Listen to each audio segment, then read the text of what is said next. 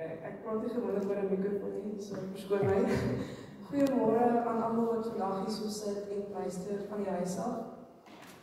Ek gaan eerlik wees, ek doen nie regtig gehore met baie groot mense nie, het maak my bietjie skrikkerig, maar ek gaan doen wat ek moet doen om die Here se naam groot te maak vandag. So van die jong ouderdom af het ek gestreef na leierskap en het later aan besef dat my doel op hierdie aarde is nie net om die Here te bedien nie, maar ook om te lei en ander te beïnvloed. Ek het bevind dat ek die Here kan verheerlik deur sy woord te versprei en mense te motiveer om positief te doen en te dink. In graad 10, dit is 2 jaar terug al, kon ek aansoek doen om Vryheidsby se nuwe junior staatsraadlid te word. Vir die wat nie verstaan watter eer sulke titel is nie, dit is basies op die junior staatsraad self is daar 25 skole wat hulle skole verteenwoordig en die 2 topleiers per skool word dan verkies om hulle skool te verteenwoordig by die staatsraad self. En selfs al is jy op die laagste vlak van die junior staatsraad, is dit nog steeds 'n groot eer en dit kan jou baie ver bring in die lewe. Ek het gevolglik gegaan vir die onderhoud en gehoop vir die beste. 2 ure later het almal my kom druk en my gelukwens en ek het nie regtig verstaan nie, want ek het nie gedink ek sou dit kry nie, want ons was soos oor die 20 wat aansoek gedoen vir hierdie posisie. En so vind ek uit dat ek verkies is as die nuwe junior staatsraadlid wat my hoërskool Vryheidsby kon verteenwoordig. 'n maand later ontvang ek my toga en ek woon my eerste vergadering by. Die vergadering het egter nie verloop soos wat ek gedink het dit gaan nie. Ek was omring met jong leiers wat vloeiend Engels gepraat het en voor baie mense opinie kon lig wat ek op daardie stadium nie regtig kon doen nie, of gedink het ek nie kon doen nie.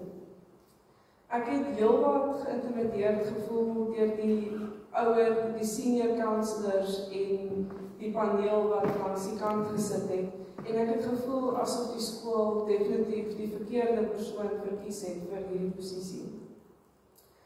Daardie aand het ek Bybelstudie gaan doen en ek het vir die Here gesê dat ek nie gereed voel vir hierdie groot verantwoordelikheid wat aan my toegeken is nie. Hy antwoord my met die volgende: Ek kort nie jou gereedheid nie. Ek benodig net 'n hart wat gewillig is om my wil uit te voer. Ek het daardie aand besluit om die Here en sy groter plan vir my lewe te vertrou, alhoewel ek nie seker was hoe dit gaan afloop vir my nie.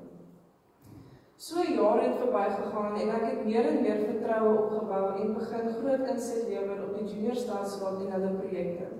Ek het selfs op die ouderdom van 17 'n groot projek van my eie geloods vir die pikkewyne, die koerantpapier daai projek.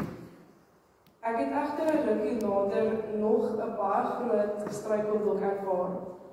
Ek was nie verkies om leerlingraad by my skool te wees nie.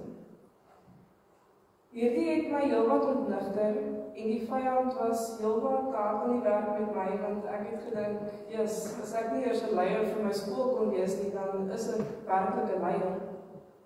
Ek het gevolglik stiller geword en gevoel asof ek nie goed genoeg was om die titel leier te hê. Na 2 weke, het ek weer my Bybel eers oopgemaak en die Here het my gevat na spesifiek Romeine 8 vers 18 toe en ek wil dit graag vir julle lees. Romeine 8 vers 18. Ek is daarvan oortuig dat die lyding wat ons nou moet verduur nie opweeg teen die heerlikheid wat God vir ons in die toekoms sal aanbied. En ek sit daar en ek dink, wat? En hy sê toe vir my die volgende: aan my die teleurstelling wat jy nou ervaar, weeg nie op teen die planne wat ek het vir jou nie. Ek het gevolglik besef dat ek dien 'n God wat 'n groter prentjie sien wat ek nie kan sien nie, en ek het hom toe vertrou. So 'n maand of 2 later word ek verkies as board member, hoof van Public Relations van die Junior Staatsraad. Dit is basies om eenvoudig te stel die tweede hoogste vlak van die Juniorstadsaal. En toe 'n maand later, tog het daar gestop maar dit nie, was ek in die Kaap vir toneel en my foon het elke 5 sekondes afgegaan. Ek het eventually gaan kyk op my foon en ek sien net die prentjie van die trofee en 'n baie lang stembrief, ek praat nou van so 7 minute lank. Ek het sodoende uitgevind dat ek die hooftoekenning, die Toastmasters Trophy vir Best Public Speaker ontvang het. Tydens die oorhandiging 2 weke terug, ervaar ek net die Here se teenwoordigheid op 'n hele ander vlak, as soos julle weet daai full circle moment, dis wat hulle noem. Ek het toe ervaar dat dit was nooit sy plan gewees vir my om noodwendig vir 'n skool te lei nie, maar om eerder my stad te beïnvloed en te bedien. Ek moes net op hom vertrou en ek is so dankbaar dat ek dit wel gedoen het. En op dieselfde manier as ons iets toegeken word wat ons nie weet hoe om dit te doen of hoe ons by iets gaan uitkom nie, as ons soos uitdagings ervaar, ons hoef nie gereed te wees nie, ons hoef nie seker te wees nie, ons moet net op die Here vertrou. Dankie.